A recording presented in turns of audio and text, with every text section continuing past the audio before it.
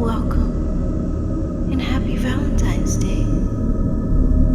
In today's story, we follow a couple's romantic Valentine's Day getaway at a secluded cabin that turns into a chilling nightmare as one has to stay calm and affectionate as eerie secrets emerge about their partner.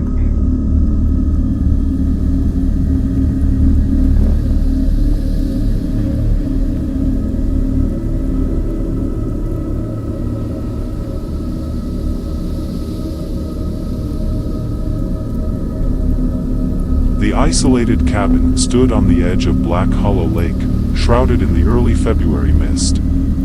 It was a picturesque place, the kind of setting that belonged on a postcard: majestic pines, a still, glassy lake, and a thick blanket of untouched snow that made the world seem pure and quiet. David had planned the trip for months. 2 years together, and it felt like the right moment to take things to the next level. Maybe even propose. Sarah had always been mysterious, but that only added to her allure. She was the kind of woman who carried an air of secrecy, like she belonged to a story much older than herself. As they pulled up to the cabin, Sarah's blue eyes shimmered with excitement. Wow! It's so beautiful! David smiled, ignoring the unease curling in his stomach. It wasn't the setting that unsettled him, it was the dreams. For the past few nights, he had dreamt of waking up to Sarah standing over him, her face half lit by the moon, whispering things he couldn't understand.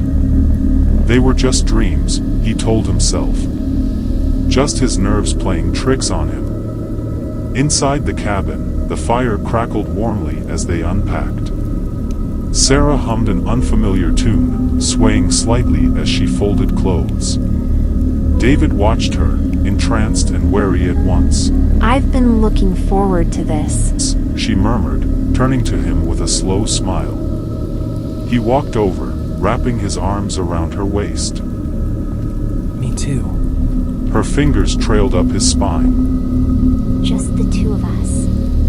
That night, they made love by the fire, her breath hot against his skin, her fingers digging into his flesh a little too hard, her whispers unintelligible but urgent. He felt both pleasure and a strange, creeping dread. By morning, the unease remained. The second night, the snow fell heavier. The howling wind rattled the cabin, and David found himself staring at Sarah while she slept. Her breathing was unnaturally slow, her body too still. Then, just as he was about to turn away, she twitched. Her lips parted. A single, hoarse word escaped. Run. David's blood turned to ice. He remained motionless, his pulse hammering in his throat. Had he imagined it? Was she dreaming? Then, just as suddenly, her body relaxed, and she turned onto her side, breathing steadily again. The next morning, he confronted her at breakfast. You were talking in your sleep last night. Sarah barely looked up from her coffee. What did I say? You told me to run. She smiled, but it didn't reach her eyes. Guess I must have been having a nightmare or something. David nodded slowly, but the dread didn't fade. He spent the rest of the day trying to shake the feeling that something was terribly wrong. That night, David awoke to the sound of whispering. Low, rhythmic. He turned his head slowly, his heart pounding. Sarah wasn't in bed. He wanted to press further, but something in her tone told him not to. So, he did as she asked and went back to bed. When she joined him an hour later, she smelled different, like something old, something earthy. He kept his eyes shut as she pressed a kiss to his forehead. The final day was the worst. David woke up to find Sarah gone. The cabin door was wide open, snow piling onto the wooden floor.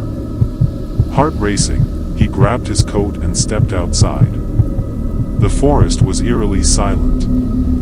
Then he saw them, footprints leading away from the cabin, disappearing into the tree line. Sarah! Where are you? No answer.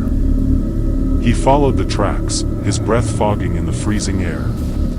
After a few minutes, he spotted something ahead, a clearing, and in the middle of it, Sarah. She was kneeling in the snow, her hands stained red. David froze. Sarah? She lifted her head slowly. Her face was smeared with blood. Her expression, vacant. Behind her, half buried in the snow, was a body. David stumbled back. What the? I didn't want you to see this. Sarah whispered. His legs screamed at him to run, but he couldn't move. Who is that? Sarah stood, her blue eyes dark and bottomless. It doesn't matter. David's stomach lurched. Did you kill them? Sarah stepped closer. David, listen to me. He backed away. Stay back. Her lips curled into a sad smile. You love me, don't you? David swallowed the bile rising in his throat. Of course I do. Her expression softened. Then, we don't need to talk about this. David stared at her, mind racing. He had to stay calm. If he panicked, if he ran, she might kill him too. So, he forced a smile. Okay. Sarah's shoulders relaxed. Let's go back inside.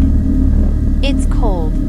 David took her hand, ignoring the sticky warmth of blood against his palm, and walked with her back to the cabin.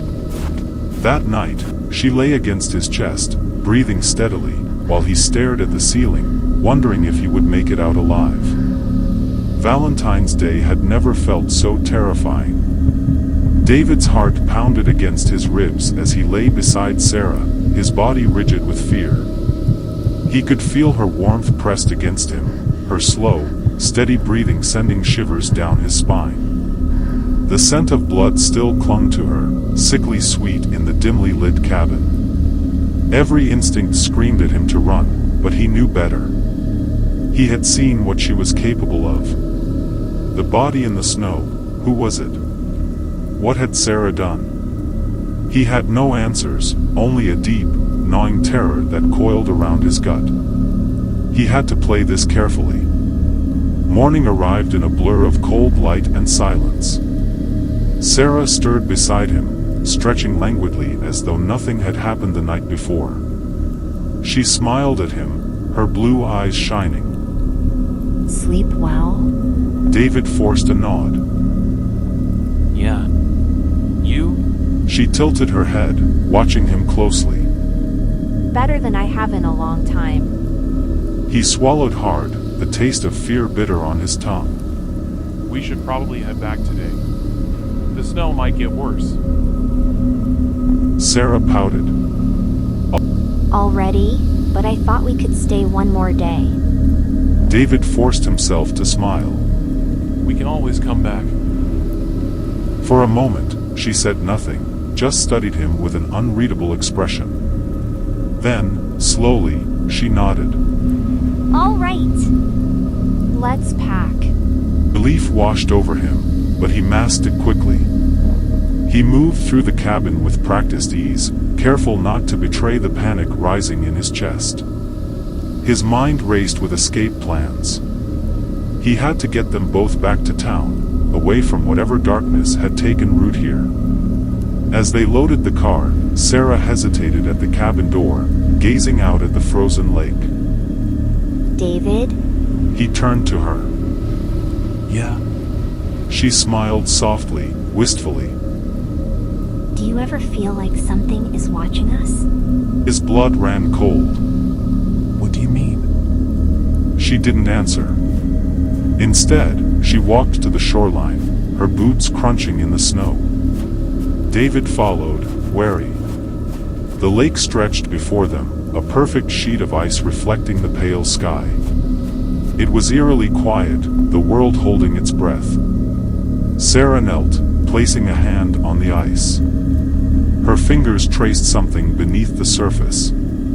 David stepped closer, and his stomach dropped. Frozen beneath the ice was a face. Wide, unblinking eyes stared up at him, mouth open in a silent scream. The body beneath the ice was perfectly preserved, its hands pressed against the surface as if in a desperate attempt to escape. David staggered back. Jesus Christ! Sarah didn't move. He's been here a long time. David's breath came in short gasps. Who is that? She finally looked up at him. The last man who loved me. The world tilted. David took another step back, his mind screaming at him to run, but Sarah rose to her feet with unnatural grace, her expression calm. You were never meant to leave, David. He shook his head, his entire body trembling. What? What are you talking about? Sarah stepped forward, and he saw it then, the subtle flicker in her eyes, like a reflection of something ancient, something wrong. This place, She whispered. it doesn't let people go. The ice beneath them groaned. David turned to run, but his foot slipped. His arms flailed as he crashed onto the frozen surface. The ice cracked beneath him, web-like fractures spreading outward. A cold, unseen force gripped his ankle, pulling, dragging him toward the fissure. He screamed, clawing at the ice, but Sarah only watched, sadness flickering across her face. I really wish you hadn't seen. She murmured. I really did love you. The ice shattered. Freezing water swallowed David whole, the shock of it stealing his breath. He thrashed, but something strong coiled around his legs, pulling him deeper. Through the blur of bubbles and darkness, he saw them, dozens of faces, staring, mouths frozen in eternal agony. His lungs burned. His vision darkened.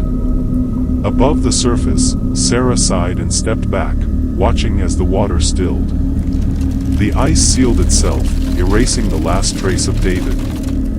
She turned toward the cabin, humming the same eerie tune as before. The lake had chosen, as it always did. And soon, someone new would come.